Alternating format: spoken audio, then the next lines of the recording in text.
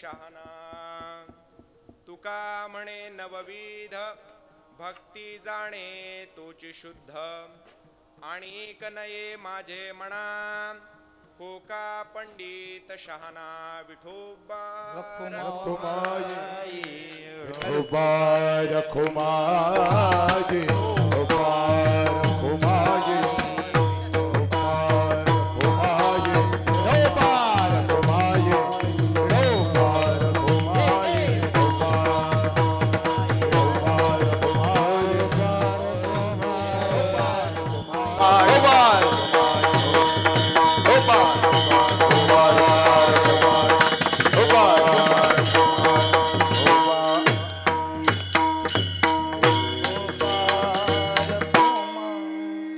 प्राप्त कीर्तन रूपी सेवडलेला अभंग जगद्गुरु तुकोबारायांचा अभंग आहे आणि आजच्या अभंगामध्ये तुकोबाराय आपल्याला भक्तीचा महिमा सांगतात.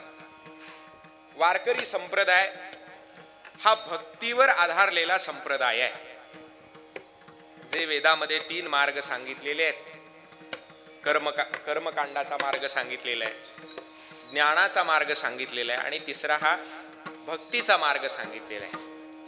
त्याच्यापैकी वारकरी संप्रदाय हा भक्तीचा मार्ग स्वीकारणारा संप्रदाय. तुकोबाराय अभंगाच्या सुरुवातीच्या चरणामध्ये म्हणतायत की जो जिव्हाळ्यानं भक्ती करणं जाणतो तो दैवाचा पुतळा आहे. एका गाथेमध्ये असा पाठ आहे, तो देवाचा पुतळा. तोही श्रेष्ठ दर्जाचाच पाठ आहे, कारण जो जिव्हाळ्यानं भक्ती करणं जाणतो तो देवाचाही पुतळा आहे. देव पहावयासी गेलो तेथे देवची होऊनी ठेलो. देव पाहायला गेल्यानंतर, देवाची जिव्हाळ्यानं भक्ती करायला गेल्यानंतर माणूस देवच होऊन जातो. म्हणून देवाचा पुतळा हा पाठही श्रेष्ठच आहे. आणि दैवाचा पुतळा हेही बरोबरच आहे. दैवाचा म्हणजे नशिबाचा. नशीब काय दाखवता येत नाही, पण महाराज म्हणतात नशीब जर दाखवायचं झालं तर जो माणूस देवाची भक्ती जिव्हाळ्यानं करणं जाणतो तो नशिबाचा पुतळा आहे असं समजावं, तो दैवाचा पुतळा आहे असं समजावं. कारण भक्ती ही जिव्हाळ्यानं करायला पाहिजे, भक्ती ही आवडीनं करायला पाहिजे. तुकोबाराय सांगतात या जगामध्ये पवित्र कोण आहे? पवित्र ती सोवळी, तीच एक भूमंडळी, ज्यांचा आवडता देव अखंडित प्रेमभाव. भगवंताच्या ठिकाणी ज्याचा अखंडित प्रेमभाव आहे तीच तेवढी मंडळी सोवळी आहे, तर तीच तेवढी पवित्र आहे. अखंड प्रेमभाव असायला पाहिजे. आपल्या पांडुरंगाला प्रेम सोडून काहीच लागत नाही. बाकीच्या देवाला कोंबडं लागतंय, बकरं लागतंय, बरोबर की नाही? पण पांडुरंगाला प्रेम सोडून काही लागत नाही. आमच्या पांडुरंगाकडे जाताना फक्त 10 खारका आणि 1 नारळ घेऊन जायचं. आता तुम्ही म्हणणार एवढी वर्ष आम्ही पंढरपूरची वारी करतोय, पण कधी आम्ही 10 खारका पण नेल्या नाही आणि 1 नारळ पण नेला नाही, कसं काय?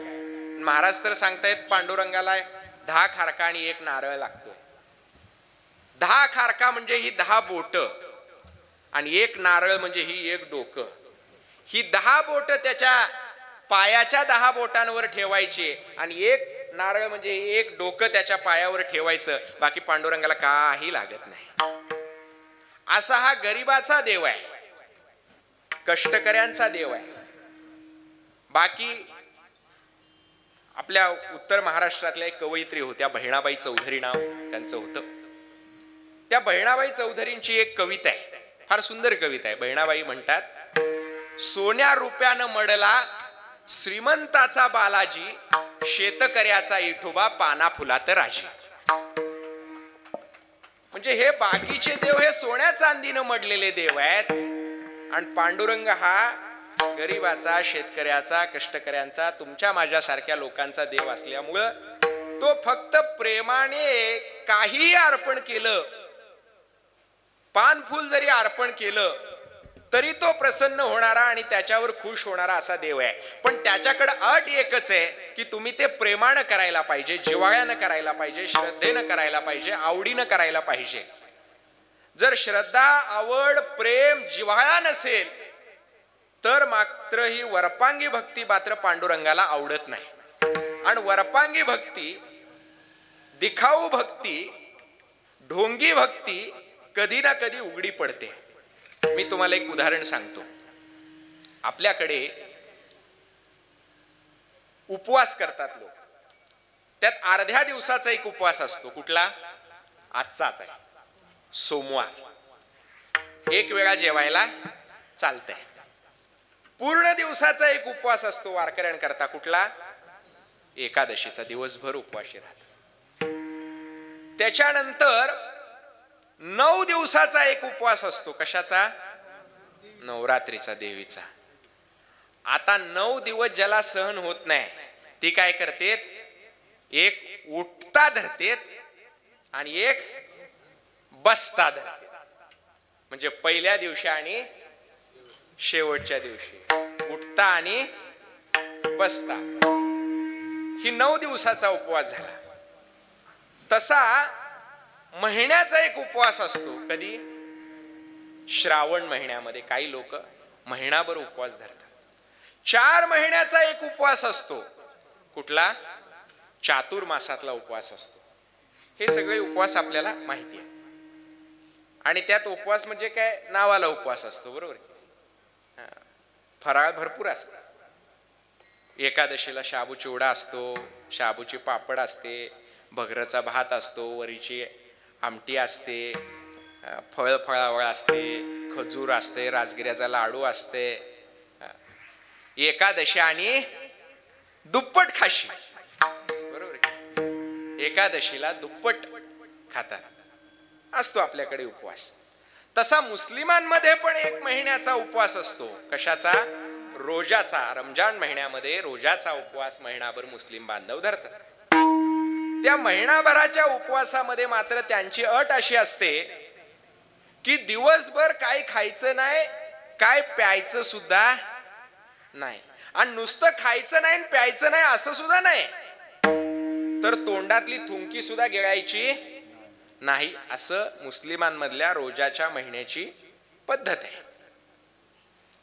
आणि तो रोजाचा महिना काय आपल्या मराठी महिन्यासारखा नसतो, तो चांद्रगणनीय असतो. आपली कालगणना ही कशी आहे, सौरगणनीय आहे, म्हणजे सूर्याला केंद्रस्थानी ठेवून आहे आणि ती चंद्राला केंद्रस्थानी ठेवून आहे.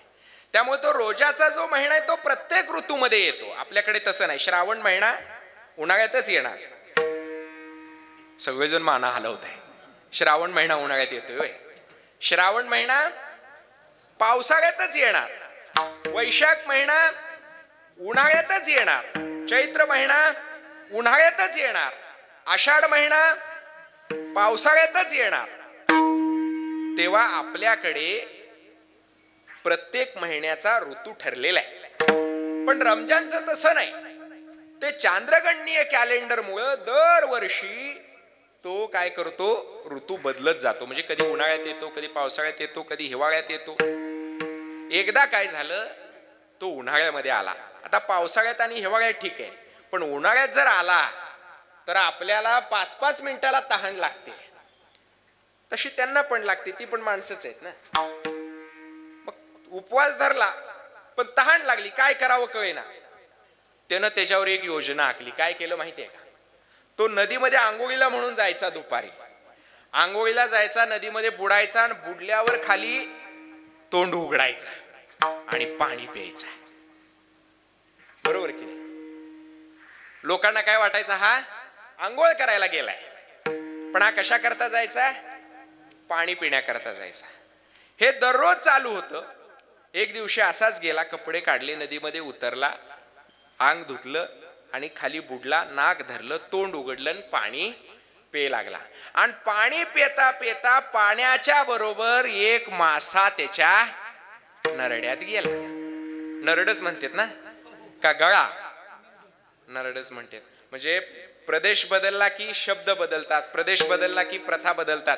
आमच्या गावाकडं माणसं मेल्यावर जाळतात, तुमच्याकडं मेल्यावर जाळतात ना.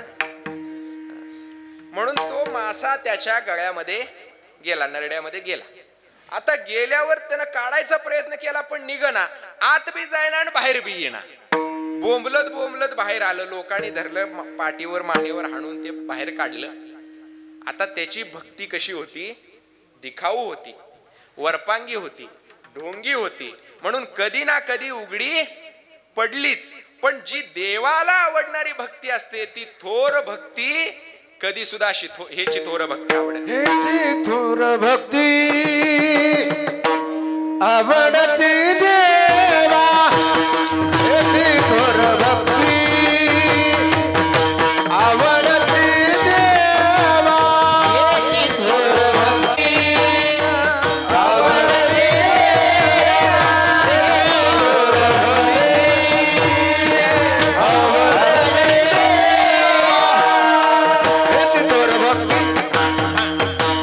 आवडती देवा, हेची थोर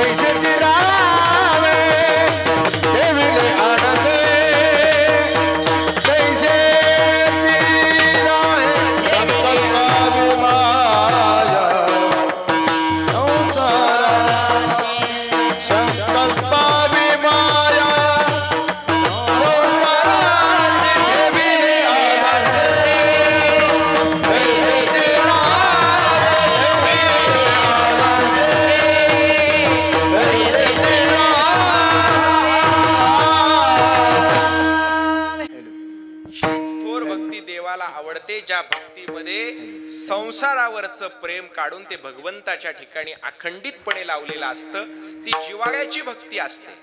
आणि जिव्हाळ्याच्या भक्तीमध्ये कृत्रिमपणा दिखाऊपणा नसतो. तुकोबाराय उदाहरण देऊन सांगतात, सासूसाठी रडे सून भाव अंतरीचा भिन्न. सासूसाठी सून रडते, खरोखर माया येते म्हणून रडते. सासू मेल्यावर सुनला येणार रडू हे प्रेमापोटी येत नाही, बाकीची लोक काहीतरी म्हणतील म्हणून येते. म्हणून सासू मेल्यावर रडू काढावं लागतंय, आणि आय मेल्यावर डोळ्यातनं गंगा यमुना सगळ्या व्हायला चालू होते. बरोबर की नाही? कारण का? तिथं प्रेम आहे.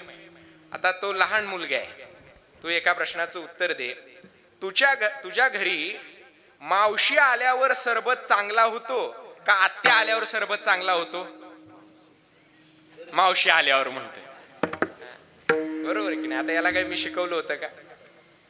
मावशी आल्यावर सरबत का चांगला होतोय? कारण मावशी विषय काय आहे? जिव्हाळा आहे. ना आत्या आल्यावर सरबत चांगला होत नाही. त्याचे आई वडील नाही ना आले म्हणे महाराज. तर खरोखरच प्रेम लागतं.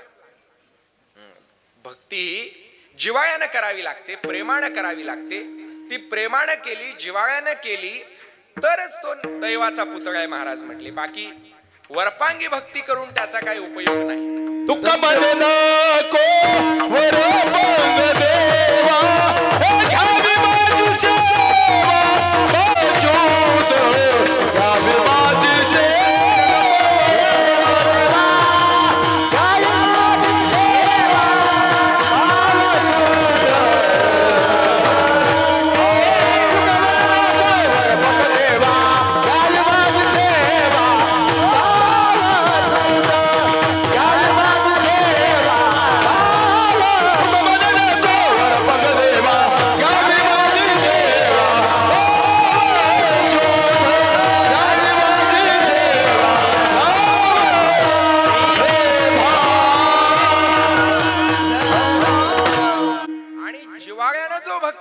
महाराज म्हणतात तोच तेवढा दैवाचा पुतळा आहे. बाकी काय माझ्या कामाचे नाहीत म्हटले. आणिक नये माझे म्हणा हो का पंडित शहाणा. पंडितही कामाचा नाही म्हटले आणि शहाणाही कामाचा नाही म्हटले. आता पंडित मध्ये आणि शहाण्यामध्ये फरक आहे, लक्षात घ्या. आपल्याला व्यवहारामध्ये वाटतं की पंडित म्हणजे हुशार, शहाणा म्हणजे पण हुशार. मग दोन्ही वेळा हुशार शब्द कशाला वापरला? तर पंडितामध्ये आणि शहाण्यामध्ये फरक आहे. पंडित म्हणजे ज्याला पुस्तकी ज्ञान आहे तो झाला पंडित, आणि ज्याला व्यवहारिक ज्ञान आहे तो झाला शहाणा. ज्याला पुस्तकी ज्ञान तो पंडित, ज्याला व्यवहारिक ज्ञान तो शहाणा. तुम्हाला एक उदाहरण देऊन सांगतो. काय झालं होतं, दोघ जण नवरा बायको नोकरीला होते आणि बायकोला स्वयंपाक येत नव्हता, नवऱ्याला पण येत नव्हता. बायकोला येत नसला तर नवऱ्याला येत असतोय, नवऱ्याला येत नसला तर बायकोला येत असतोय, पण दोघाला पण स्वयंपाक येत नव्हता. मग त्यांनी एक पोळी भाजी करायला एक मोलकरीण बाई ठेवलेली होती. ती रोज येऊन आपली त्यांना भाजी करून द्यायची, जेवण करून द्यायची, स्वयंपाक करून द्यायची. पण एक दिवशी काय झालं, त्या मोलकरीण बाईच्या घरचं कुणीतरी वारलं आणि त्या बाईने सांगितलं की आज काय मी येणार नाही म्हटलं. मग ती मोलकरीण बाई ज्या दिवशी यायची नाही त्या दिवशी ही बाहेर जेवायला जायच्या खानावळीमध्ये. पण त्या दिवशी बायकोला लहर आली. बायको म्हटली आपण आज बाहेर जेवायला जायचं नाही म्हटलं, आपण स्वतः जेवण बनवायचं. अगं म्हणे तुला काहीच येत नाही, कधी स्वयंपाक केलाच नाही, तर तुला जमल कसा? नाही म्हटले बाजारात जाऊया आणि आपण पुस्तक आणूया म्हटले, आणि त्या पुस्तकामध्ये जसा स्वयंपाक करायला सांगितलंय तसा स्वयंपाक करूया. इथं कोण अशी माऊली आहे का जिनं पुस्तक वाचून स्वयंपाक केलाय? पण त्यांनी ठरवलं. बाजारामध्ये गेले. बाजारामध्ये एक रेसिपीचं पुस्तक होतं, बायमी सुगरण नावाचं. सुगरण म्हणजे चांगला स्वयंपाक करणारी बाई. बायमी सुगरण नावाचं पुस्तक घेऊन आले आणि बाईने सगळी पानं उघडून बघितली आणि त्यातल्या रेसिपी बघितल्यावर बाईला घामच फुटला. आता म्हणले ह्यातलं कुठलंय आपल्याला जमत नाही. पण एक सोपा पदार्थ होता, तो म्हणजे भाताचा. तर भात करूया म्हणले, कारण भाताची रेसिपी सोपी होती. तिनं सगळं तांदूळ घेतलं, ते पाखडलं, त्यातलं खडं कचरा फोलपट सगळं बाजूला काढलं, धुतले तांदूळ, पातेल्यामध्ये ठेवले, सगळी प्रोसेस जशी त्या याच्यामध्ये सांगितलेली होती तशी सगळी केली. गॅसवर ठेवले, मीठ टाकलं, पाणी टाकलं आणि आता अर्ध्या तासात शिजतंय म्हणून बाहेर आले. बाहेर आल्यानंतर त्या घराच्या शेजारी एक आजीबाई होती. तिला वाटलं यांच्या घरी काय चाललंय बघावं. ती काठी टेकत टेकत आली. अहो म्हटले, आज तुमची मोलकरीण बाई गेलेली आहे, तुम्ही खानावळीला पण गेलेला नाही. म्हटले, काय स्वयंपाक केला का वगैरे बघावं. म्हटले, नाही नाही म्हटले, आम्ही भात केलाय, भात शिजायला चालू आहे. म्हटले, काही काळजी करू नका. किती वेळ झाला? अर्धा तास झाला. म्हटले, मग शिजला असेल की? मग शिजला असेल. म्हटले, जाऊया बघूया. आत बघायला गेले तर गॅसच पेटवला नव्हता, नुसतंच भात. ते आजीबाई म्हणली, अहो खाली गॅस का पेटवला नाही? म्हणले, जाळ का लावला नाही? नाही, जाळ लावायचं पुस्तकात कुठं लिहिलंय म्हणले. आता जाळ लावायचं हे पुस्तकात लिहिलं नाही म्हणून किती उशीर भात ठेवल्यावरती शिजलो, कधी शिजणार नाही. म्हणून पुस्तकातलं ज्ञान उपयोगाचं नाही, तर पुस्तकातलं ज्ञान व्यवहारात आणणं महत्वाचं आहे. म्हणजे पंडित वेगळा, पंडित म्हणजे पुस्तकातलं ज्ञान असलेला, शहाणा म्हणजे व्यवहारातलं ज्ञान असलेला. पण महाराज म्हणतात, मला पंडितही नको आणि शहाणाही नको. कोण पाहिजे? भोळा पाहिजे. तुका म्हणे, भोळा जिंको जाणे कवी काळा. भोळा म्हणजे बावळट नव्हे, भोळा म्हणजे सरळ स्वभावाचा. भोळीवेचे लेणे विष्णुदासा साजे, तुकोबाराय म्हणतात. विष्णुदासाला भोळीवेचं लेणं शोभतं, कारण भक्ती ही भावाशिवाय होऊ शकत नाही, भोळेपणाशिवाय होऊ शकत नाही. म्हणून महाराज म्हणतात, मला पंडितही नको आणि शहाणाही नको. शहाणपणा करायला गेलेले सगळे गप्प झाले. महाराज म्हणतात, शहाणपणा करायला कोण गेलं होतं? वेद गेले होते. वेदाने शहाणपणा करायला जाऊन देवाचं स्वरूप वर्णन करण्याचा प्रयत्न केला होता, बरोबर की नाही? पण त्याला देव मिळाला का हो वेदाला? वेदाला देव कळला नाही. नेती नेती म्हणून वेदानं गुडघे टेकले. तुकोबाराय म्हणतात, शहाणपणे वेदमुका गोपिका त्या ताकटी. शहाणपणा करायला जाऊन वेदमुका झाला, पण ज्या गोपिका होत्या त्या गोपिकांना काही येत नव्हतं, त्यांना ज्ञान नव्हतं, ब्रह्मज्ञान नव्हतं, वेद पुराण वाचले नव्हते, काही नव्हतं. पण त्या गोपिकांनी ताक विकता विकता त्या भगवंतावर एवढं प्रेम केलं, एवढं प्रेम केलं की त्या गोपिका भगवंताला प्रिय झाल्या. विकता गोरस घ्या म्हणे हरी. त्यांची भावमग्नता एवढी होती की ती गोरस विकताना सुद्धा हरी घ्या, कृष्ण घ्या, गोविंद घ्या असं म्हणत होत्या. एवढं त्या गोपिका त्या भगवंताच्या प्रेमाशी समरस झालेल्या होत्या. म्हणून तुकोबाराय काय म्हटले, शहाणपणे वेदमुका गोपिका त्या ताकटी. ताक विकणाऱ्या गोपिका या शहाणपणा करायला गेलेल्या वेदाला त्यांनी काय केलं? मुक केलं. त्याला काय बोलता आलं नाही. नेती नेती म्हणून तो वेद काय झाला? मुका झाला. त्याला बोलता आलं नाही. पण ताक विकणाऱ्या गोपिका मात्र देवाला प्रिय झाल्या. मी गंगाखेड मध्ये आलोय आणि येता येता आपल्या सगळ्यांना कल्पना आहे की मी कुणाचं दर्शन घेऊन आलो असेल तर आपल्या जनाबाई माऊलींच्या जन्मस्थान मंदिरामध्ये जाऊन दर्शन घेऊन आलो. जनाबाई या वारकरी संप्रदायातल्या फार मोठ्या अधिकारी संत होत्या. त्यांचा एक अभंग आहे, विदूर सात्विक माझे कोळीचा अंगीकार त्याचा केला देवे. त्या म्हणतात, विदूर माझ्या कुळातलाय. कशाच्या कुळातलाय? कारण विदूर काय होता? दासीपुत्र होता. आणि जनाबाई सुद्धा नामदेवरायांच्या घरच्या काय होत्या? दासी होत्या. जनाबाई माऊलींमध्ये आणि विदुरांमध्ये अनेक प्रकारचं साम्य आहे. त्यातलं पहिलं साम्य म्हणजे विदुर हा दासीपुत्र होता, जनाबाई सुद्धा काय होत्या? दासी होत्या. दुसरं एक साम्य आहे ते तुकोबारायांनी सांगितलंय. काय साम्य होतं? विदुराच्या भगवंतानी काय खाल्ल्या? कण्या खाल्ल्या. दासी पुत्र कण्या विदुराच्या भक्षी, दैत्या घरी रक्षी प्रल्हादाशी. दाशी पुत्र असलेल्या विदुराच्या कण्या खाल्ल्या. आता कण्या देवाने कशा करता खाल्ल्या? देवाला काय उपासमारीची वेळ आली होती म्हणून कण्या खाल्ल्या होत्या का? काय उपवास पडिले होते कण्या भोवते विदुराच्या. तुकोबाराय म्हणतात, विदुराच्या कण्या खायला देवाला काय उपवास पडले होते का? पण त्या विदुराच्या कण्या म्हणजे खरं तर खालच्या मानल्या गेलेल्या जातीतल्या स्त्री पुरुषाच्या संपर्कात आलेलं अन्न पाणी वरच्या जातीतल्या लोकांना चालत नव्हतं. पण भगवंतानी काय केलं, दासीपुत्र असलेल्या विदुराच्या सुद्धा कण्या खाल्ल्या, कारण त्याची जात बघितली नाही, त्याचं प्रेम बघितलं.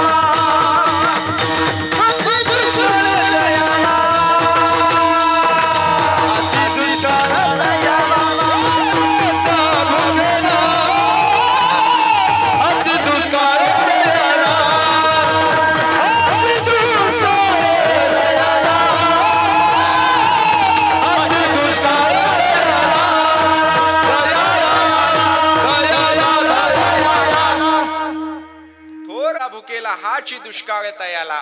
अहो विदुराच्या कण्या खाल्ल्या, ते काही उपासमारीची वेळ आली होती म्हणून खाल्ल्या नाहीत, प्रेमापोटी खाल्ल्या. जसं विदुराच्या घरी देव जेवला तसं जनाबाई माऊलींच्या घरी सुद्धा देव जेवला. म्हणून आमच्या तुकोबारायांनी काय म्हटले, नामयाची जणी काय तिचा भाव, जेवी पंढरीराव तिच्या सवे. म्हणून विदुरांमध्ये आणि जनाबाईंमध्ये पहिलं साम्य काय की दोघही दासीपुत्र आहेत. एक दासीपुत्र आहे आणि एक दासी आहेत स्वतः. दुसरं साम्य काय, विदुराच्या कण्या भगवंतानं प्रेमाने खाल्ल्या आणि जनाबाई माऊलींच्या घरी सुद्धा देव भगवंत आवडीने जेवला. म्हणून जनाबाई माऊलीने म्हटले, सात्विक विदुर माझी एकुळीचा, अंगीकार त्याचा केला देवे. देवाने त्याचा अंगीकार केला, तो विदुर माझ्याच डोळ्यातला होता म्हटले. म्हणून जनाबाईंनी हे प्रेमाचं सांगितलेलं आहे. बर देवाने काय केलं, जनाबाईंच्या घरी जेवला. देवाने काय केलं, विदुराच्या घरी जेवला. भिल्लीड शबरीची उष्टी बोर खाल्ली. आमच्या गवळ्याची ताक पिरे काय पोरे चांगली. अहो गवळ्याची पोरं काही चांगली होती का?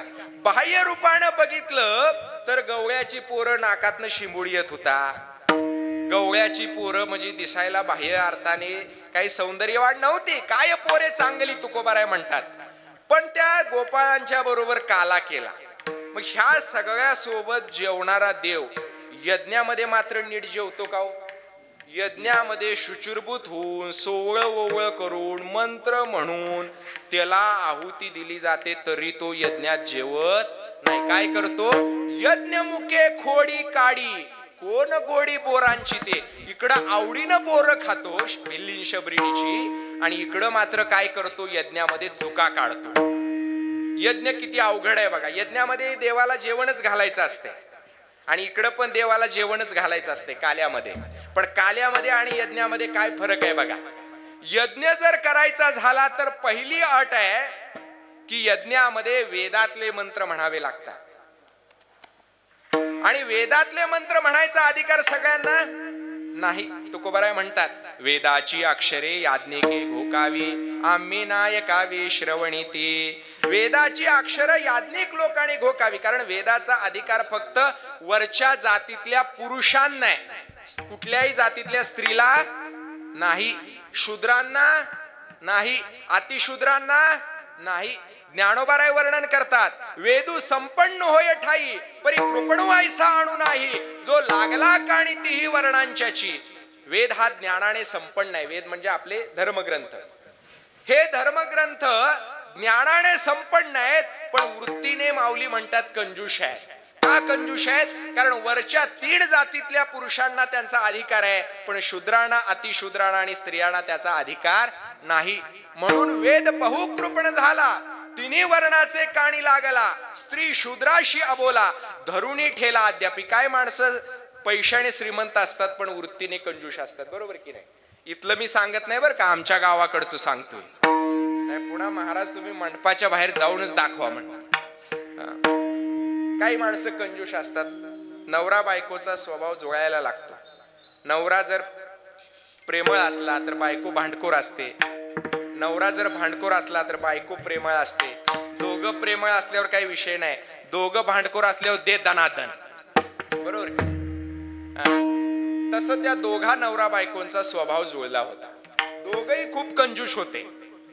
आणि एकदा काय झालं, हा घरातला नवरा घरापासून एक 4-5 किलोमीटरच्या अंतरावर त्यांचं शेत होतं. त्या शेतामध्ये पाणी देण्याकरता गेला. आमच्याकडे त्याला दार धरणं म्हणते, तुमच्याकडे काय म्हणते? दार धरणं. दार धरायला गेला. रात्र पाळी होती, मोटर चालू केली, दार धरायला लागला. आणि दार धरता धरता 4-5 किलोमीटर अंतरावर असताना त्याच्या मनामध्ये विचार आला की माझ्या घरात माझ्या बायकोनं देवाऱ्यावर जी आरती लावली ती जर आरती विजवली नसल तर तेल किती जळेल म्हणला. आता आरती किवडी, त्यात तेल किवडं. पण 4-5 किलोमीटर वरनं विचार केला आणि तिथनच घाम्या घुम होऊन पळत घरी आला. आणि लांबच बायकोला म्हणला, अगं अगं आरती विजवली ना, तू आरती विजवली नसली तर तेल किती जळेल म्हणून मी घाबरून तिथनं पळत आलोय म्हणली. ती म्हणली, आव मी तुमचीच बायको आहे म्हणली. ह्या हातानं लावला आणि ह्या हाताने इजवला म्हणली. ह्या हातानं आरती लावली आणि ह्या हातानं इजवली म्हणली. पण तुम्ही किती वय येड म्हणली, एवढ्या लांबनं चालत आलाय म्हणली, पायातली चप्पल किती झिजली असेल म्हणली. ते म्हणले, अग मी पण तुझाच नवरा आहे म्हणले, मी हातात चप्पल घेऊन पळत आलो आणि हातात चप्पल घेऊन पळत जाणार आहे म्हणले. म्हणजे काही माणसं पैशाने श्रीमंत असतात पण वृत्तीने कंजूष असतात. माऊली म्हणतात, वेद हा ज्ञानाने संपन्न आहे. वेदू संपन्न होय ठाई परी कृपणू ऐसा आणू नाही, पण त्याच्यासारखा कंजूष दुसरा कोणी. वेद ज्ञानाने संपन्न पण वृत्तीने कंजूष. उदाहरणासाठी काय सांगितलं, माणसं पैशाने श्रीमंत पण वृत्तीने कंजूष. तसं इथं वेद हा ज्ञानाने संपन्न आहे पण वृत्तीने कंजूष आहे. का वृत्तीने कंजूष आहे? कारण वेदातले मंत्र ऐकण्याचा, उच्चारण्याचा, वाचण्याचा अधिकार स्त्रियांना, शूद्रांना, अतिशूद्रांना नाही. बर ज्यांना अधिकार आहे, तुकोबाराय म्हटले की आम्हाला तर अधिकारच नाही, शूद्रवंशी जन्मलो म्हणून दंभे मोकलिलो. आम्ही शूद्रवंशात जन्म घेतला, आम्हाला काय त्या वेदाचा अधिकार नाही म्हटले. घोकाया अक्षर मज नाही अधिकार, आम्हाला काही ती वेदाची अक्षर घोकण्याचा अधिकार नाही म्हटले. बर एखाद्याला अधिकार असला, समजा वरच्या वर्णात जन्माला आला, वरच्या जाती जन्माला आला, ब्राह्मण म्हणून जन्माला आला, त्याला वेदाचा अधिकार समजा असला तरी पण यज्ञ सफल होतो का? तरी पण यज्ञ सफल होत नाही. कारण त्या यज्ञातल्या मंत्रामध्ये थोडी जरी चूक झाली, मंत्र चळे थोडा तरी धडची होय वेडा. मंत्रामध्ये थोडीशी जरी चूक झाली तर सगळा यज्ञ विफल होतो. फळ मिळणं तर लांबची गोष्ट, विफल होतो म्हटले. आता यज्ञातल्या मंत्रामध्ये स्वर सुद्धा चुकलेला चालत नाही. शब्द उच्चार सोडाच, पण काय स्वर सुद्धा चुकलेला चालत नाही. स्वर जरी चुकला तर सगळं बिघडते. आणि आपल्याकडे पूजा घालायला येणारी अहो स्वर काय सगळं चुकतंय, बरोबर की नाही. एक जण श्रावण महिन्यात भटजीला आणायला गेला. मग ते सत्यनारायणाची पूजा करत होता. अहो म्हटले चला की आमच्या घरी. अरे म्हणले माझा सीझन आहे, जरा नीट करू दे की म्हणले. मग सीझन असल्यावर लय पूजा असते ना, लगेच पूजा केली. अहो चला लवकर म्हटले. तिकडची पूजा आटोपली गेला. याच्या घरी आला, याच्या घरी पूजा चालू केली, याच्या घरी पूजा चालू केली, लगेच 5 मिनिटात संपवली. अहो महाराज म्हटले 5च मिनिटात कशी काय पूजा संपवली. नाही तुझ्या गाडीवर बसलो होतो तेव्हापासूनच म्हणायचं चालू केलं तर म्हटले. कारण ज्या महिन्यामध्ये पूजा जास्त त्या महिन्यामध्ये गडबडीनं उरकायचं. आता अशा पूजेमध्ये किती चुका होत असतील, त्यात थोडी सुद्धा चूक चालत नाही. बर मी म्हणतो एखादा शहाणा पंडित असा माणूस आणला, त्यानं वेदातल्या मंत्रामध्ये काही चूकही नाही केली तरी यज्ञ सफल होतो का. यज्ञाकरता अजून काय लागते, आहुती द्यायला लागते. आणि ती आहुती खर्चिक असते. काय जाळावं लागते, तीळ जाळावं लागते, तांदूळ जाळावं लागते आणि काय जाळावं लागते, तूप जाळावं लागते. तूप काय स्वस्त आहे का हो. किती रुपये किलो तूप आहे, 800 रुपये म्हणजे डालडा मिक्स आहे. शुद्ध देशी गायचं तूप घ्यायचं झालं तर ते किती आहे, 2000 2500 देशी गायचं तूप घ्यायचं. असं तूप चमच्यानं जाळायला सांगितलंय का, कशानं जाळायचं, हत्तीच्या सोंडनं. आणि किती दिवस, जोपर्यंत यज्ञ सफल होत नाही तोपर्यंत. असा यज्ञ तुमच्या माझ्यासारखा माणूस करू शकेल का, तुमच्या माझ्यासारखा माणूस करू शकत नाही. बर समजा एखाद्याला घोटाळा करून करून करून पैसे भरमसाठ साठला असत्याल, त्यानं समजा यज्ञ जरी केला हत्तीच्या सोंडनं तूप वतून, तरी त्याचं फळ कायमचं आहे का हो, नाही. फळ त्याला कशाचं फळ मिळतं, स्वर्गामध्ये जायचं फळ मिळतं. पण स्वर्गामध्ये कधीपर्यंत जागा आहे, जोपर्यंत त्याचं पुण्य आहे तोपर्यंत. एकदा पुण्य संपलं की त्याला खाली हाकलून देते.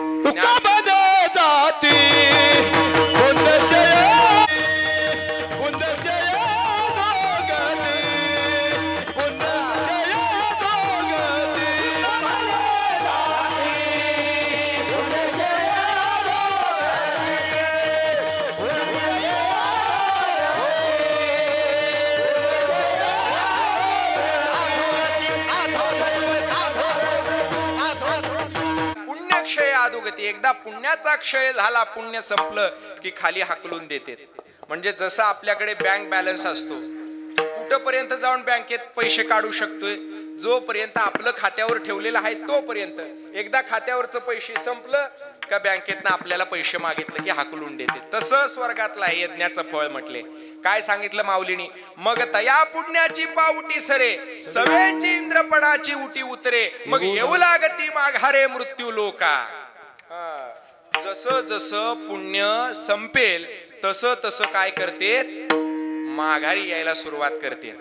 किंवा माऊलीने एक कठोर उदाहरण देऊन सांगितलंय, जैसा वेश्याभोगी कवडा वेचे, मग दारही चेपून येतीचे, तैसे लाजीरवाणे दीक्षिताचे काय सांगो.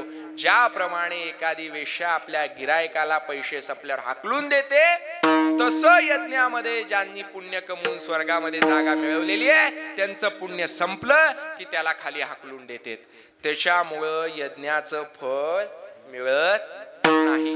आता यज्ञामध्ये एवढ्या बारीक बारीक चुका काढणारा देव शुचिर्भूत होऊन सोवळं घालून तूप तीळ तांदूळ जाळून वेद मंत्र म्हणून त्यात स्वराची सुद्धा चूक न होता सगळा यथासांग जरी यज्ञ पार पाडला, तर त्याच्यात बारीकशी चूक काढणारा देव इकडं भिल्लीन शबरीनीची उष्टी बोर खातो. ऐका महिमा आवडीची बोरे खाय भिल्लिनीची. भिल्लीड शबरीची उष्टी बोर आवडीनं खातो, कारण ती प्रेमानं दिलेली आहे. विदुराच्या कण्या खातो, कारण त्या प्रेमानं दिलेल्या आहेत. जनाबाईच्या घरी जेवतो, कारण त्यांनी प्रेमानं जीव घातलेला आहे. म्हणून देव काय बघतो, प्रेम बघतो. पंडित आणि शहाणा माणूस बघत नाही. कारण पंडित झाल्यावर काय होतं, एकनाथ महाराजांनी मुका प्रकरणामध्ये सांगितले, बा मुका झालो वाचा गेली, होतो पंडित महाज्ञानी, चारी वेद मुखोद्गत वाणी, गर्वामध्ये झाली सर्व हानी, मुका झालो वाचा गेली. पंडित झाला तर अहंकार येतो. अहंकार लय वाईट. काही जणांना संपत्तीचा अहंकार असतो, काही जणांना शक्तीचा अहंकार असतो, काही जणांना विद्वत्तेचा अहंकार असतो, काय जणांना मला कशाचाच अहंकार नाही याचा एक अहंकार असतो. नाही बाबा आपल्याला एवढं सगळं आहे पण कशाचा अहंकार नाही याचा एक अहंकार असतो. आणि अहंकार फार वाईट आहे. एक तिळ मात्र जरी होय अभि मेरू तो समान, मेरू तो समान. तिळ मात्र जरी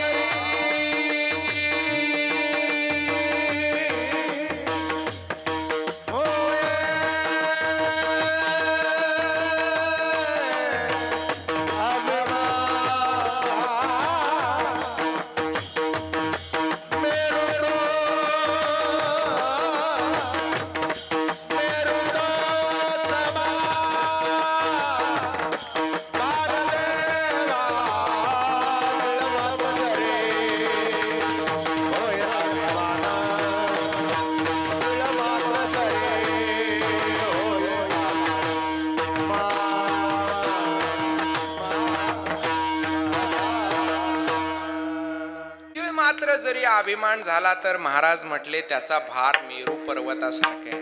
म्हणून अहंकार फार वाईट आहे. एक उदाहरण सांगतो. एक मुलगी होती आणि तिचं लग्न जमत. दिसायला सुंदर होती, रूपवान होती, सगळं होतं, पण तिचं लग्न जमत नव्हतं. कारण तिचा एक दोष होता, ती म्हणजे ती काय करायची, बोबडं बोलायची. आता काय बोबडं बोलणारी असू द्या, शिंबडी असू द्या, काळी कसली असू द्या, पण पोरगी असू द्या म्हणायला लागली. बरोबर की? पण पूर्वीचा काळ होता त्यामुळं बोबडी बोलायला लागली का पाहुणं काय करायचं, निघून जायचं. म्हणून तिच्या वडिलांना सांगितलं की पाहुणं आलं की तू बोलायचं नाही. ठरलं, म्हणले पाहुणं आल्यावर बोलायचं नाही. पाहुणं आलं, पाहुण्याला सगळी मुलगी वगैरे पटली, कारण दिसायला सुंदर होती, सगळं होतं, घर संस्कारी होतं, सगळं पटलं. सगळं पटलं म्हटले, पण जरा आम्हाला पोरीच्या हातचं जेवण खायचं आहे म्हटले. कसं लागतंय बघायचं म्हटले. अहो माझी पोरगी सुगरण आहे. नाही एकदा खाऊन बघितलेलं बरं म्हटले. ठीक आहे म्हटले, कर जेवण. आणि तिनं त्या दिवशी जेवणाला कढी बनवली. कढी माहितीये ना, दाराची कढी नव्ह, ताकाची कढी. खाल्ली आहे ना, ताकाची कढी, कैरीची कढी. कैरीची कढी पण चांगली लागते. अशा बऱ्याच कढ्या असतात. मग ती कढी बनवली ताकाची आणि सुंदर कढी बनवून सगळ्या पाहुण्यांना वाढली. आणि पाहुणं फराफर कढी वरपायला लागली. कढी फार सुंदर झाली. म्हणजे अशी कढी कधीच खाल्ली नाही, एवढी भारी कढी, वा वा वा वा वा म्हणायची. कढी फराफर वरपायला चालू केली. आणि जसं त्या कढीचं कौतुक चालू झालं तसं या पोरीला काय दम निघना. ती म्हणली जिड मिड घालून कडी मडी मी द्वाड केली आहे म्हणली. अंतरीच धावे स्वभावे बाहेरी, अंतरीच धावे स्वभावे बाहेरी.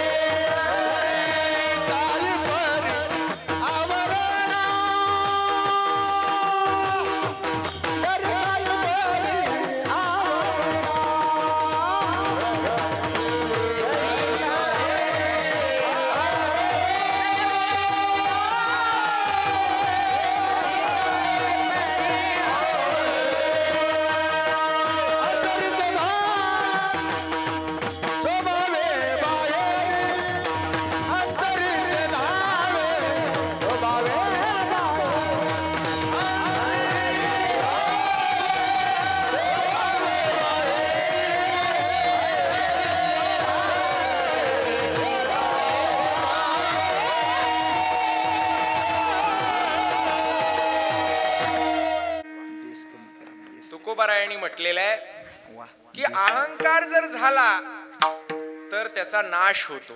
दिवसभर जरी अहंकार झाला तरी त्याचा भार मेरू समान आहे. आणि तो अहंकार पंडिताच्या ठिकाणी आणि शहाण्या माणसाच्या ठिकाणी होतो, भक्ताच्या ठिकाणी होत नाही. म्हणून महाराज म्हटले मला पंडितही नको, शहाणाही नको. मग कोण पाहिजे? तर ज्याचं चित्त नाम रूपाच्या ठिकाणी जडलेलं आहे, देवाच्या नामाच्या ठिकाणी, देवाच्या रूपाच्या ठिकाणी. खरं तर देवाला नामही नाही आणि रूपही नाही, पण भक्तांकरता तो सगुण साकार रूपामध्ये प्रगट झालेला आहे. निर्गुणाची चव चाकता येत नाही म्हणून तो सगुण साकार झालेला आहे. आणि अशा सगुण साकार झालेल्या परमात्म्याचं नाम कशा करता घ्यायचं? तर देवाची प्राप्ती व्हावी, देव मिळावा, याच्या करता देवाचं नाव घ्यायचं. बरोबर आहे ना? आता एक थोडस वेगळं उदाहरण देऊन सांगतो. बायको आपल्या नवऱ्याचं नाव घेते, नवरा मिळावा म्हणून नाव घेते का नवरा मिळालाय म्हणून नाव घेते? नवरा मिळाला म्हणून नाव घेते. बरं, नवरा आपल्या बायकोचं नाव घेतो, बायको मिळावी म्हणून घेतो का मिळाली म्हणून घेतो? मिळाली म्हणून घेतो. मिळावी म्हणून घेतल्यावर हाणतील की चपलं ना, बरोबर की नाही? म्हणून नवरा आपल्या बायकोचं नाव घेतो, तो बायको मिळावी म्हणून नाही, मिळाली म्हणून. आणि बायको आपल्या नवऱ्याचं नाव घेते, नवरा मिळावा म्हणून नव्हे, नवरा मिळालाय म्हणून. तसं आपण देवाचं नाव घ्यायचं, देव मिळावा म्हणून नव्हे, देव मिळालाय म्हणून. कारण देव हा प्राप्तच आहे, देव हा मिळालेलाच आहे. फक्त मिळालेल्या देवाचं प्रेम मिळावं याच्या करता देवाचं नाव घ्यायचंय. जसं लहान मुलं असते, ते आपल्या आईला हाका मारते, आय. आय म्हणते काय? आय. आय म्हणते काय? पोटाला पाहिजे का? नाही, त्याची भूक भागलेली असते, सगळं मिळालेलं असते, पण काय म्हणते? आय. कशा करता? आईचं लक्ष आपल्याकडे लागावं, आईनं प्रेमाने आपल्याकडे बघावं, याच्या करता ते लहान मूल जसं आईच्या नावाने हाका मारत, तसं या देवाचं लक्ष आपल्याकडे लागावं, त्या देवाचं प्रेम आपल्याला मिळावं, म्हणून त्या देवाच्या नावाने आपण हाका मारायला पाहिजेत. म्हणून तुकोबाराय म्हणतात, ज्याचं चित्त नामाच्या ठिकाणी जडलं, ज्याचं चित्त रूपाच्या ठिकाणी जडलं, महाराज म्हणतात अशा नाम रूपाच्या ठिकाणी चित्त जडलेल्या भक्ताचा मी दास व्हायला तयार आहे, अशा भक्ताचा मी अंकित व्हायला तयार आहे, अशा भक्ताची मी सेवा करायला तयार आहे. पण त्याचं चित्त हे देवाच्या नामाच्या ठिकाणी आणि देवाच्या रूपाच्या ठिकाणी जडायला पाहिजे. मधली चाल जाने भक्ती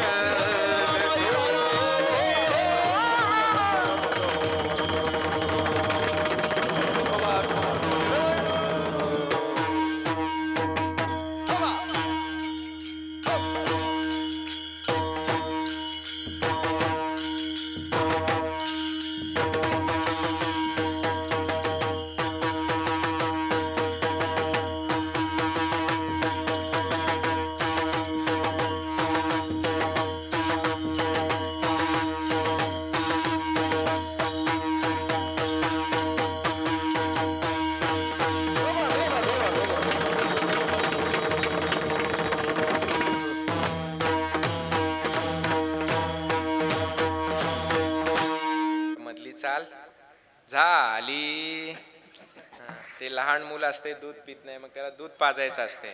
मग आई एका पेल्यामध्ये दूध घेते, एक चमचा घेते, एक चमचा पाजते. आता झालं, एकच चमचा पाजलेला असतोय, पेला तसाच. तसं कीर्तन आता झालं, पेला तसाच आहे. ते एकच चरण राहिले. तुकोबराय अभंगाच्या शेवटच्या चरणामध्ये म्हणतायत, तुका म्हणे नवविध भक्ती जाणे तोची शुद्ध. या जगामध्ये शुद्ध कोण आहे? महाराज सांगतात, जो नवविध प्रकारची भक्ती जाणतो किंवा नवविध प्रकारची भक्ती करतो तो शुद्ध आहे म्हटले. नवविधा प्रकारची भक्ती म्हणजे अर्चन, पूजन, पादसेवन, दास्य, कीर्तन, भजन वगैरे सगळं. हे जे 9 प्रकारची भक्ती आहे त्याच्या मुळाशी एकच आहे, नाम आहे. भजन करताय त्याच्यात नामच घेत आहे, कीर्तन करताय त्याच्यात नामच घेत आहे, पूजन करताय त्याच्यात नामच घेत आहे. म्हणजे नवविधा प्रकारच्या भक्तीच्या मुळाशी नाम आहे. आणि जो नाम घेतो तो पावन आहे, नाम घेतो तो पवित्र आहे, नाम घेतो तो शुद्ध आहे. आमच्या चोखोबारायांना ते दलित जातीतले संत आहेत म्हणून लोक अशुद्ध मानत होते. पण आमच्या संतांनी काय सांगितलं? शुद्ध चोखा मेळा करी नामाचा सोहळा. आमचे चोखोबाराय काय आहेत? शुद्ध आहेत. का शुद्ध आहेत? करी नामाचा सोहळा. ते नामाचा सोहळा करतायत म्हणून शुद्ध आहेत. त्यांना विठ्ठलाच्या मंदिरामध्ये प्रवेश नव्हता. ते मंदिराच्या बाहेर उभं राहायचे आणि टाचा वर करून पांडुरंगाकडे बघायचे. पण ते खालच्या जातीचे असल्यामुळे त्यांना मंदिरामध्ये प्रवेश नव्हता. त्यांना लोक अशुद्ध मानत होते. माझा लागताची कर शिंतोडा घेता ती करार. चोखोबाराय म्हणतात, माझा हात जरी लागला तर हे लोक शिंतोडा घेतात, मला अपवित्र मानतात, मला हीन मानतात, मला अशुद्ध मानतात. पण चोखोबाराय देवाची भक्ती करत होते म्हणून ते शुद्ध होते. देवाचं नाव घेत होते म्हणून ते शुद्ध होते. म्हणून शुद्ध चोखा मेळा करी नामाचा सोहळा. किंवा चोखा चोखट निर्मळ तया अंगी नाही मळ. एकदा आमचे चोखोबाराय पांडुरंगाच्या मंदिरामध्ये गेले आणि देव बाटवला म्हणून तिथल्या बडव्यांनी मारहाण करायला सुरुवात केली. धाव घाली विठो आता चालू नको मंद, मज मारी ते बडवे ऐसा काय अपराध. चोखोबाराय म्हणायला लागले, देवा हे लोक मला मारायला लागलेत, माझा काय अपराध आहे?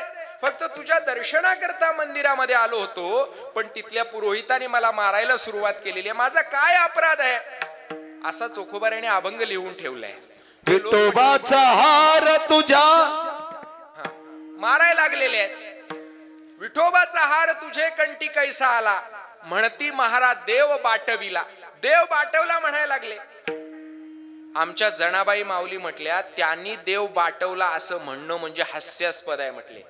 देव बाटविला त्याने हास्य जणी गाय गाणे. आमच्या जनाबाई माऊली काय म्हटल्या? चोखोबारायांनी देव बाटवला म्हणणं हे हास्यास्पद आहे.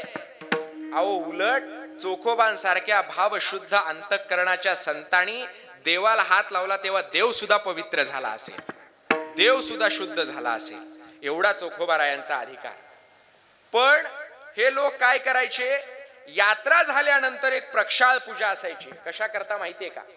यात्रेच्या काळामध्ये चुकून एखादा खालच्या जातीतला माणूस जर मंदिरामध्ये गेला तर तो देवाला स्पर्श करेल आणि देव बाटेल म्हणून यात्रेनंतर प्रक्षाळ पूजा व्हायची.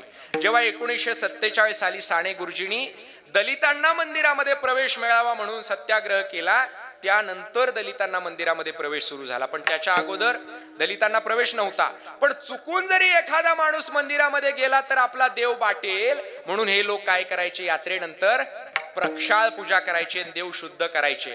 आमचे एकनाथ महाराज म्हटले, निचाचेनी स्पर्शे देवो विटाळला, पाणीय प्रक्षाळोनी सोहळा केला. अरे कुणाच्या तरी हातून देव बाटतो असं म्हणणं हेच हास्यास्पद आहे म्हटले. बाटलेल्याला शुद्ध करणारा तो देव, देव कसा बाटतो? निचाचेनी स्पर्श देवो विटाळला, पाणीय प्रक्षाळोनी सोहळा केला. एकनाथ महाराज म्हणतात, देवा परीस जळ सबळ केले, ज्ञानते दुर्बळ होऊन ठेले. देव बाटतो आणि बाटलेला देव पाणी शिंपडून शुद्ध होतो असं म्हणणं म्हणजे पाणी श्रेष्ठ झाला का देव श्रेष्ठ झाला? पाणी श्रेष्ठ झालं. महाराज म्हणतात, देवा परीस जळ सबळ केले, ज्ञानते दुर्बळ होऊन ठेले. तुम्ही काय केलं? त्या ज्ञानघन ज्ञान सत्ता रूप असलेल्या प्रेम स्वरूप परमात्म्याला तुम्ही पाण्यापेक्षा काय ठरवलं, कनिष्ठ ठरवलं म्हटले. आणि ते पाणी प्रक्षाळून तुम्ही सोवळ करता, म्हणजे हे तुमचं चुकीचं आहे असं एकनाथ महाराज म्हटले. पण 1947 साली साने गुरुजींनी उपोषण करेपर्यंत ही समज आपल्याला आलेली नव्हती. पण त्याच्यापूर्वी 700 वर्षापूर्वी आपल्या महाराष्ट्रामध्ये जनाबाई माऊली सांगत होत्या, देव बाटविला त्याने हास्य जणी गाय गाणे. देव बाटवला म्हणणं हे हास्यास्पद आहे. हे किती वर्षापूर्वी जनाबाई माऊलींनी सांगितले? 700 वर्षापूर्वी सांगितले. ही फार मोठी क्रांती आहे. आणि आपल्या गावात जन्माला आलेल्या जनाबाईंनी सांगितले, ही आपल्यासाठी अभिमानाची गोष्ट आहे. 700 वर्षापूर्वी सांगितले. जेव्हा साने गुरुजींनी सत्याग्रह केला आणि सगळ्या जाती धर्माचे लोक मंदिरामध्ये जायला लागले, तेव्हा तिथल्या सनातनी मंडळींनी काय केलं माहितीये का? आता हा आमचा देव बाटेल म्हणून त्या देवाचं तेज एका घागरीत काढलं आणि ती घागर नेऊन पंडित प्राण भगवान शास्त्री धारूरकरांनी त्यांच्या घरी ठेवली आणि सांगितलं, आता देवाचं दर्शन घेऊ नका म्हटले, खरा देव ह्या घागरीत आहे, तिथला देव बाटलेला आहे म्हटले. आता तुम्हाला हसू आलं बरोबर की नाही? आता हसू आलं. पण 700 वर्षापूर्वी जनाबाई त्यांच्यावर हसतायत. आणि जनाबाई माऊली काय म्हणतायत? देव बाटविला त्याने हसे जणी गाय गाणे. आमचे चोखोबाराय शुद्ध होते, आमच्या कान्होपात्रा माऊली शुद्ध होत्या, आमचे सजन कसाई शुद्ध होते. सगळ्या जाती धर्माची माणसं वारकरी संप्रदायामध्ये आहेत. सगळ्या जाती धर्माची, जातीची आहेत, धर्माची सुद्धा आहे. वारकरी संप्रदायामध्ये कबीर मोमीन लतीफ मुसलमान, सेनान हवी जाण विष्णुदास, किंवा शेख मोहम्मद अविंद त्याचे हृदयी गोविंद. शेख मोहम्मद बाबा, लतीफ महाराज, कबीर हे सगळे मुस्लिम समाजातले लोक सुद्धा वारकरी संप्रदायामध्ये होते. वैकुंठवासी सद्गुरु दादा महाराज सातारकर म्हणजे आत्ताचे कीर्तनकार बाबा महाराज सातारकर यांचे आजोबा. हे दादा महाराज सातारकर यांनी तुकोबारायांची गाथा लिहून घेतली होती. त्यांचे शिष्य होते वजीर खान नावाचे. हे वजीर खान म्हणजे मुसलमान शिष्य होते. पण या मुसलमान शिष्याकडनं दादा महाराजांनी तुकोबारायांची गाथा लिहून घेतली. 3 इंच उंचीचं एक अक्षर आहे. कितीचं? 3 इंच उंचीचं एक अक्षर आहे. वरच्या मजल्यावरनं जरी बघितलं तरी गाथा वाचता येते, अशी भव्य गाथा आहे. त्या वजीर खानांचं हस्ताक्षर फार सुंदर होतं. त्या वजीर खानांकडनं दादा महाराजांनी गाथा लिहून घेतली. दादा महाराज त्याला बादशाह म्हणायचे, कारण बादशाह झाला होता ना देव, म्हणून त्याला बादशाह म्हणायचे. या बादशाहाने लिहिलेली गाथा दादा महाराजांनी हत्तीच्या अंबारीत घालून त्याची मिरवणूक काढली. आणि सातारकरांच्या घराच्या पूजेत आजही एका मुस्लिम शिष्यानं, मुस्लिम वारकऱ्यानं लिहिलेली गाथा आहे. हा वारकरी संप्रदाय. इथे सगळ्या जाती धर्माच्या स्त्री पुरुषांना बोलवलेलं. जसं पुरुषांना बोलवलेलं आहे तसं स्त्रियांना सुद्धा बोलवलेलं आहे. या रे लहान थोर या ती बलते नारी नर. नारी जशा नर जसे बोलवले तसे नारी सुद्धा बोलवल्या. म्हणून वारकरी संप्रदायामध्ये सगळ्या प्रकारच्या महिला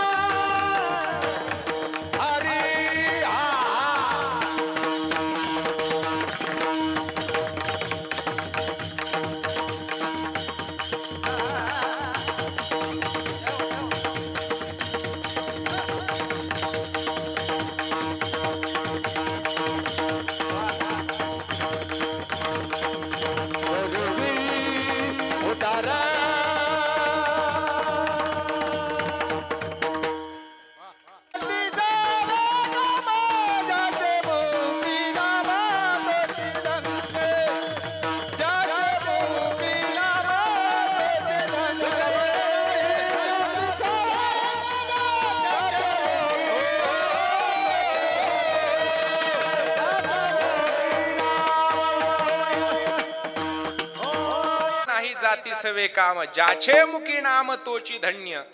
जाती सवे काय काम नाही म्हटले, ज्याच्या मुखात नाम आहे तो काय शुद्ध आहे.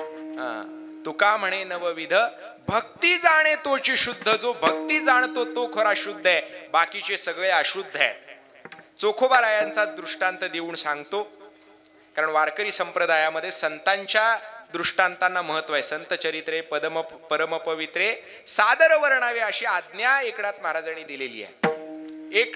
एकनाथ महाराजांनीच ही कथा पण सांगितलेली आहे. चोखोबा रायांची कथा आहे. एकदा काय झालं, स्वर्गामध्ये अमृत नासलं. अमृत माहिती आहे ना? अमृत म्हणजे जे पिल्यानंतर माणूस कधीही मरत नाही, म्हणजे माणसाला कुठलाही रोग होत नाही. दुसरं अमृत माहिती आहे त्यांना, असं ते म्हणताय. तर अमृत म्हणजे जे पिल्यानंतर माणसाला रोग होत नाही, त्या अमृतालाच एकदा रोग झाला. अमृताला रोग झाला, मग काय करावं? देवाचा राजा असलेल्या इंद्राला प्रश्न पडला. आणि मग नारदांनी सांगितलं की या अमृताचा रोग जर नीट करायचा असेल, अमृत जर शुद्ध करायचं असेल तर एकच पर्याय म्हटले, तुला भूतलावर जावं लागेल आणि पंढरपूर ठिकाणी जर तू गेला तरच हे अमृत शुद्ध होईल म्हटले. तर इंद्राचा इलाज नव्हता. इंद्राने ते अमृत घेतलं, सगळे देव घेतले आणि इंद्र पंढरपुरामध्ये आला. त्या दिवशी एकादशीचा दिवस होता. एकादशीचा दिवस असल्यामुळे वाळवंटामध्ये नामदेवरायांचं कीर्तन चाललेलं होतं. सगळे संत जमा झालेले होते आणि फक्त चोखोबाराय चंद्रभागेच्या पलीकडं एक त्यांची झोपडी होती, त्याला दीपमाळ म्हणतात. त्या दीपमाळेमध्ये, त्या झोपडीमध्ये चोखोबाराय, त्यांच्या पत्नी स्वैराबाई, त्यांचा मुलगा कर्ममेळा आनंदाने सगळेजण भजन करत बसलेले होते. एकादशीच्या रात्रीचा दिवस जागरण चालू होतं. आणि दुसऱ्या दिवशी पांडुरंगाने सांगितलेलं होतं की द्वादशीचा उपवास सोडायला चोखोबाराया, आम्ही सगळी संत मंडळी तुझ्या घरी येणार आहे. चोखोबारायांनी स्वागत केलं. या म्हटले, सकाळी सगळ्यांचं जेवण करतो. मुद्दाम सगळ्या लोकांना पांडुरंग चोखोबारायांच्या घरी नेत होते. इंद्र आला. इंद्रानं पांडुरंगाला अमृत दाखवलं आणि अमृत शुद्ध करून पाहिजे. पांडुरंग म्हटले, शुद्ध करून मिळेल, पण माझ्याकडे नाही म्हटले. इथं चंद्रभागा नदीच्या पलीकडं चोखोबारायांची दीपमाळ नावाची झोपडी आहे म्हटले. त्या झोपडीमध्ये चोखोबाराय भजन करत बसलेले आहेत, त्यांच्याकडे जर गेला तर हे शुद्ध होईल म्हटले. दुसऱ्या दिवशी म्हणजे द्वादशीला हे एकादशीचं रात्रभराचं जागरण ऐकलं, जागर ऐकला आणि द्वादशीचा उपवास सोडायला पांडुरंग, सगळे संत मांदियाळी, सगळे देव, गणगंधर्व, इंद्रासहित सगळेजण कुठं गेले? चोखोबारायांकडे गेले. त्यांना समाजाने वाईट टाकलं होतं, पण पांडुरंगानेच तिकडे जायला भाग पाडलं. सगळेजण तिथं गेले. चोखोबारायांच्या अंगणामध्ये सगळ्या पंक्ती बसल्या. चोखोबारायांची बायको सगळ्यांना वाढायला लागली. आता इंद्राला काही जेवण जात नव्हतं, कसं खायचं? पण इलाज नव्हता, कारण अमृत शुद्ध करायचंय. आपलं काम करून घ्यायचं तर काही गोष्टी आपल्याला सहन कराव्या लागतात. काम कसं करून घ्यायचं याची पण अक्कल लागते. माझे सद्गुरू भोजलिंग महाराज, माझे आजोबा, नेहमी एक उदाहरण सांगायचे. काय झालं होतं, एका बाईला ताक पाहिजे होतं. मग ताक मागायला गेली. मागायला गेल्यावर गेल्या गेल्या त्या गंगा मावशी नावाच्या बाईकडे तिला ताक मागायचं होतं. गेली लगी तिच्या दारात उभी राहिली. ए गंगे म्हणली, जरा ताक दि ग. तर गंगाबाईला गुदगुलेच झाले असतील ना. म्हणली ताक मागायला आली आहे, प्रेमानं मागायला सोडलं. काय म्हणते? गंगी. ती म्हणली, नाही हो आमच्या ताक. 50 मसर काय फडाय पाळले ती काय? म्हणली, एक जागी तिकडं. म्हणले, मी बाई कशासाठी तर पाळू दे म्हणले, माझ्यात ताक नाही, तू जा म्हणले. तर रागाला आली, गेली. जाताना एक दुसरी बाई आडवी आली. ती म्हणली, कुठं गेलती? ताक मागायला गेलती. कुणाच्यात? त्या गंगीच्यात. म्हणली, दिलं का ताक? रांडनं दिलं नाही म्हणली. हित तुझा घोळ झालाय म्हणले. तू ही जी बोलायला लागले ना त्याच्यामुळे तुला मिळाला नाही म्हणले. मी आणती म्हणले. कसं काय आणणार? अहो बघा तर म्हटले. बरं ही भांड घेऊन जा. बिन भांड्याचं आणती म्हणले. गेली. गेल्या गेल्या मावशी म्हणली. ही काय म्हणली होती? गंगे. ही काय म्हणली? गंगा मावशी. गंगा मावशी म्हणल्या गंगा मावशी छाती भरूनच आली की इथं कोण नाही ना, इथं असली तर मी इथल्या गंगा मावशीचं सांगत नाही, आमच्याकडच्या गंगा मावशीचं सांगतो. गंगा मावशीला भारी वाटलं.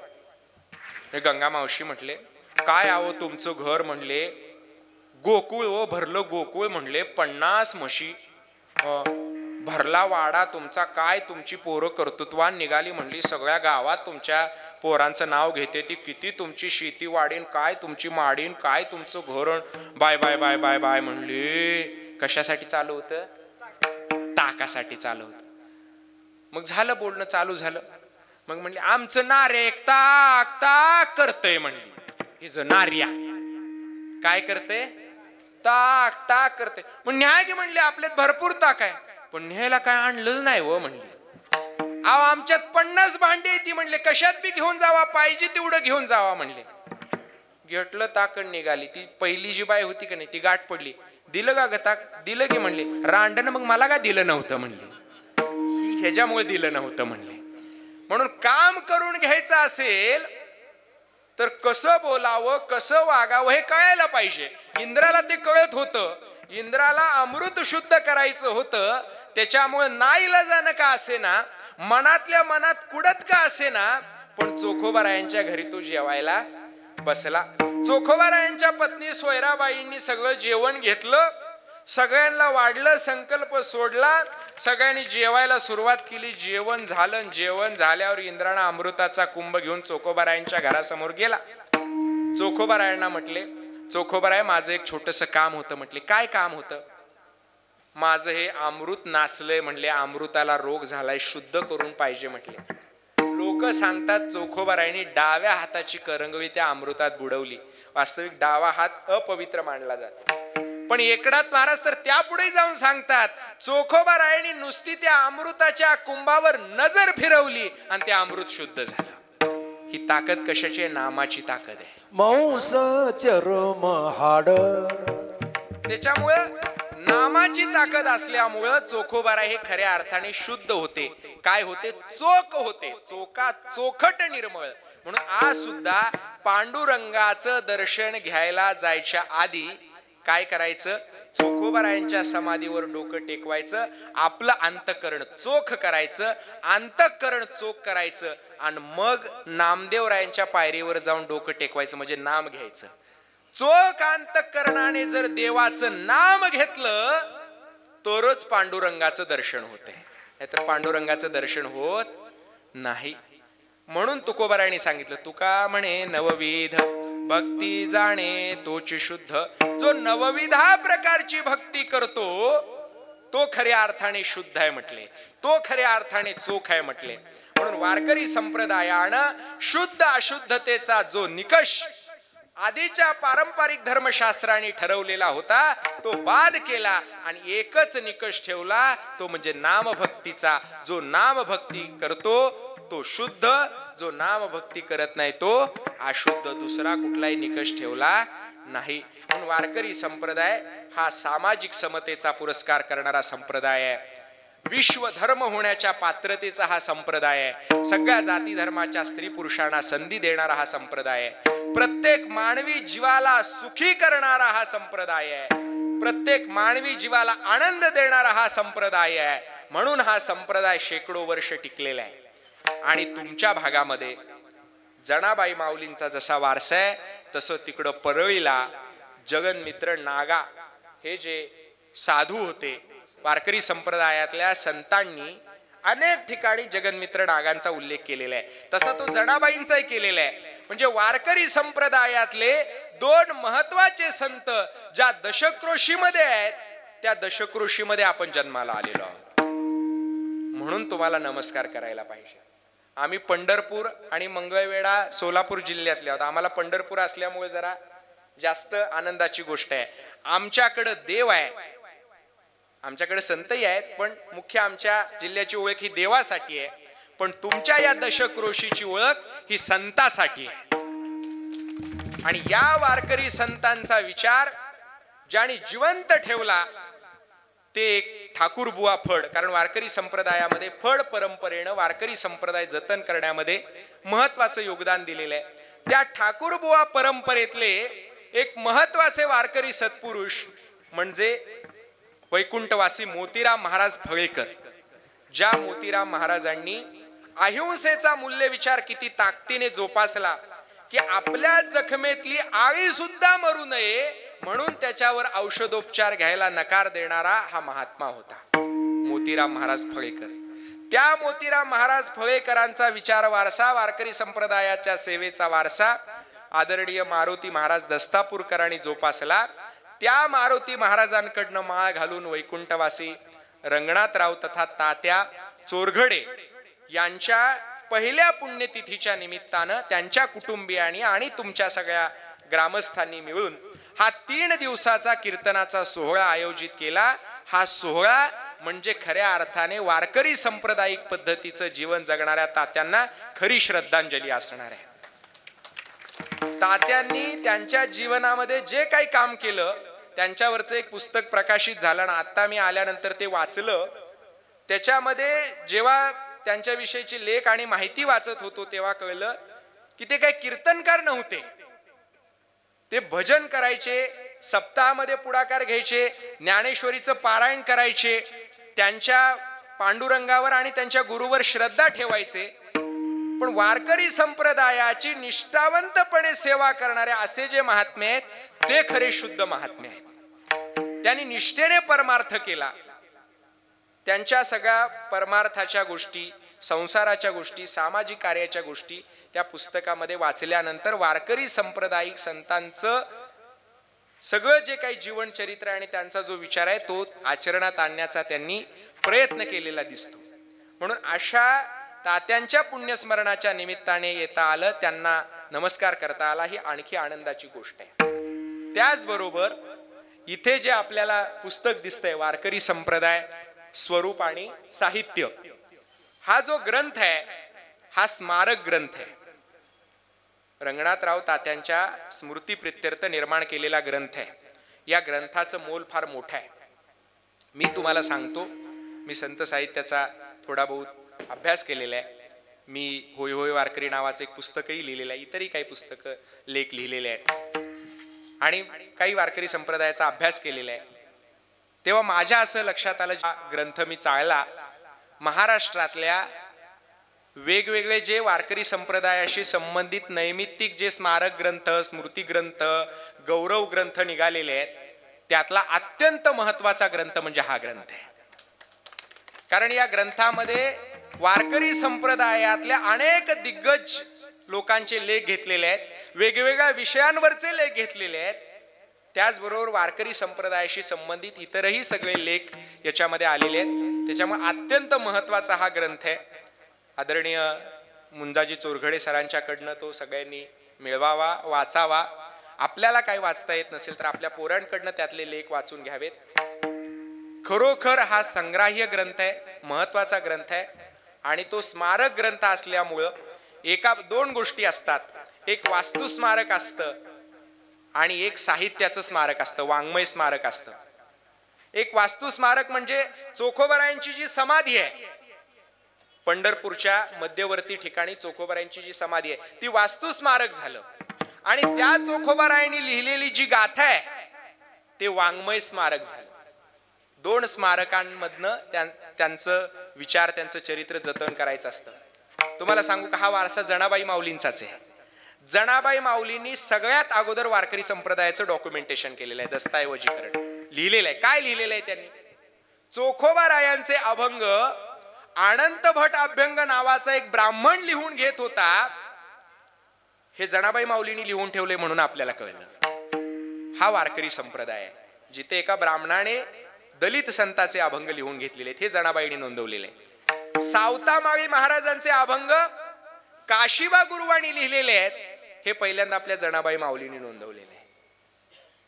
कुर्मदासाचे अभंग वासुदेव कायतांनी लिहिलेले आहेत हे जनाबाईंनी लिहून ठेवलेले. म्हणजे सगळ्या संतांची चरित्र आणि बारीक बारीक गोष्टी जर कोणी लिहून ठेवल्या असतील तर त्या जनाबाई माऊलींनी लिहून ठेवल्या म्हणून आपल्याला कळत आहे. म्हणून जसं वास्तू स्मारक महत्वाचं असतंय तसं वाङ्मय स्मारक सुद्धा महत्वाचं असतंय. हे वाङ्मय स्मारक आहे आणि ते वाङ्मय स्मारक निर्माण केलं त्याच्याबद्दल त्यांना धन्यवाद देतो.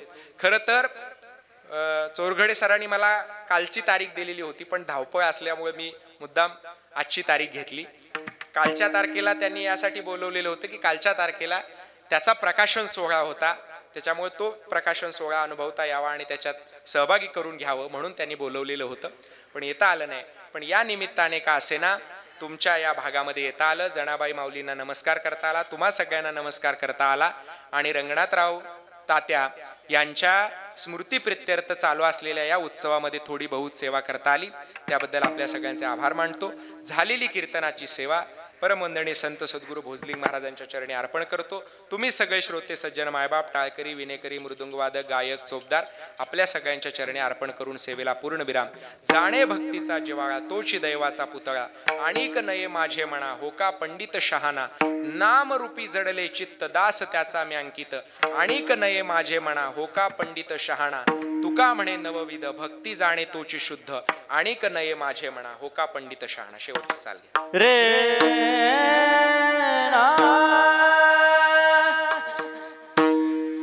तू का